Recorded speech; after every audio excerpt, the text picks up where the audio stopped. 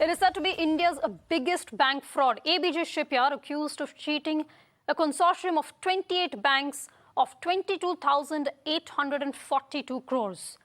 Some of the banks cheated include SBI, IDBI and ICICI between the period of 2012 and 2017. A scam, though, that has come to light only now. Mirror now has access to modus operandi as a forensic audit report reveals how the scam unfolded. The audit report reveals that funds were diverted from ABG Shipyard via its overseas subsidiary ABG Singapore. The diverted funds were used for buying properties for people who were linked to ABG Shipyard's promoters. My colleague Hina joins us for more. Hina, you've been poring over this report. Just walk us through how exactly the scam unfolded. Well, there are 7 findings specifically that we want to highlight for our viewers, Aarti.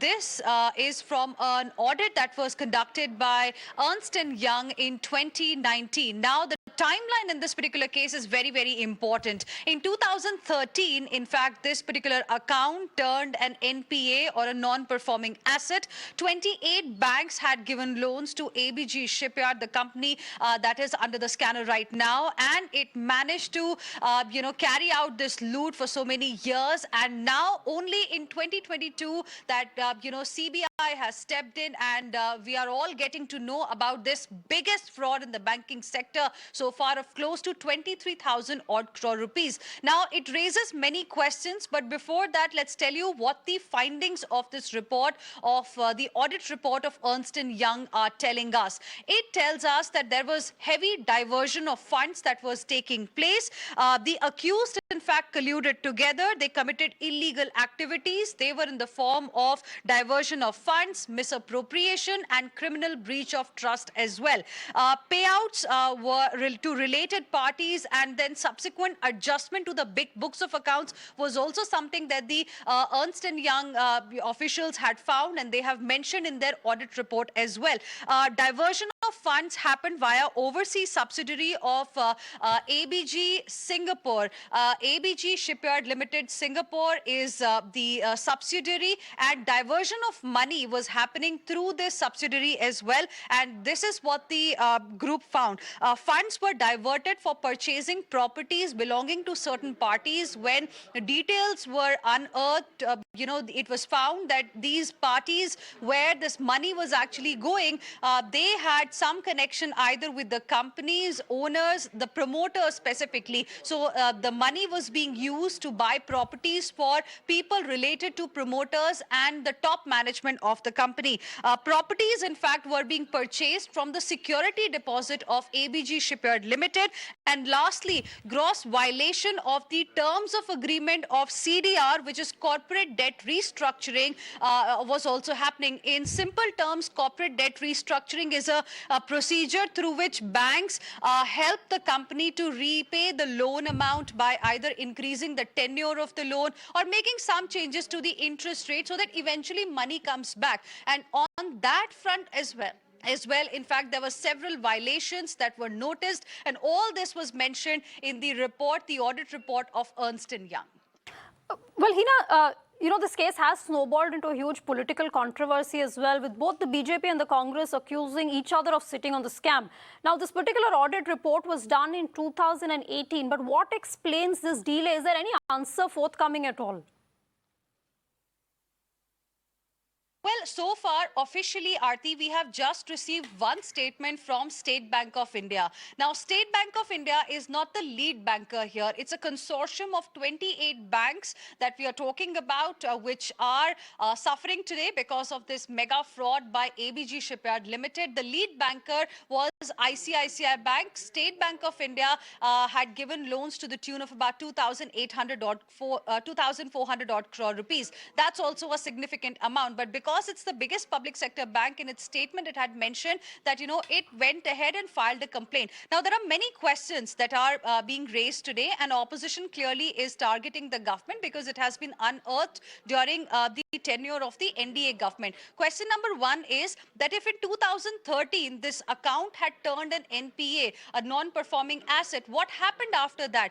For so many years, how is it possible that nobody could really detect that, something is not right? Because here we are not talking about, a few thousands of crores. It's about 23,000 crore worth of fraud that we are talking about. Group of 28 banks we are talking about. How is it possible that nobody could really figure out that, something is wrong as far as this particular company is concerned? Point number two is that when in January 2019, State Bank of India managed to find out that, there is something wrong happening, then why is it that the official complaint was filed only around November 2019?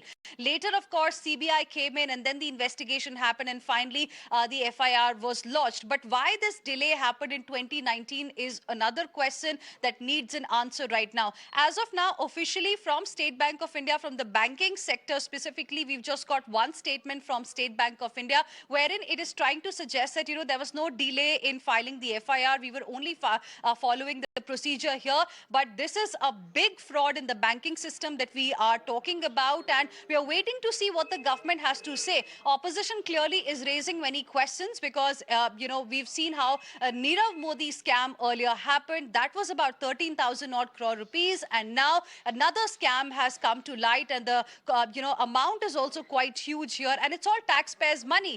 The loan amount that we have in our hand, 23,000 odd crore rupees, it's not the money that banks have. It's the money that we put into our banks. And that money eventually goes as loans to these companies, to the people, and why something like this could happen. It is raising many questions. We are waiting to see what the government really has to say. But as of now, the investigation is going on, and lookout is also there for the directors or the promoters of this particular company.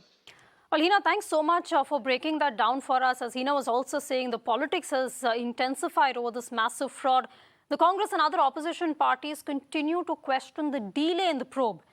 The BJP, meanwhile, has accused the Congress, saying that this is the biggest fraud which has happened during the Congress rule.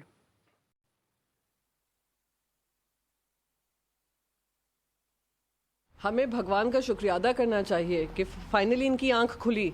इतने सालों से ये NPA declare हुए थे, bad loans लिए हुए थे, किसी तरीके की कार्रवाई नहीं हुई।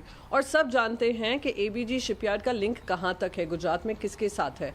तो बहुत ही स्पष्ट हो गया है कि इनका बचाव किया जा रहा था और जनता की दबाव की वजह से उन पे आज इन्वेस्टिगेशन हो रही है।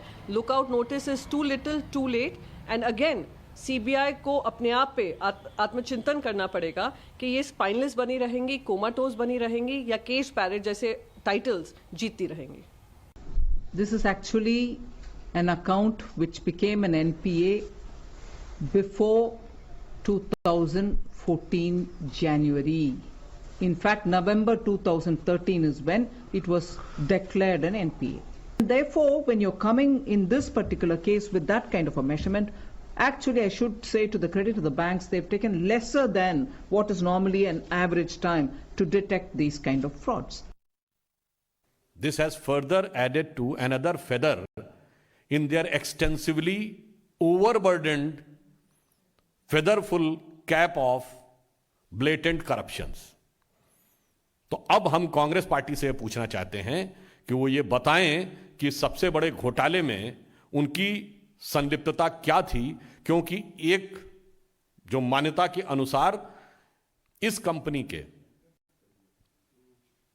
जो मालिक लोग हैं, जो प्रमोटर्स हैं, उनका संबंध कांग्रेस अध्यक्षा के पूर्व राजनीतिक सलाहकार से बहुत करीबी संबंध माना जाता था।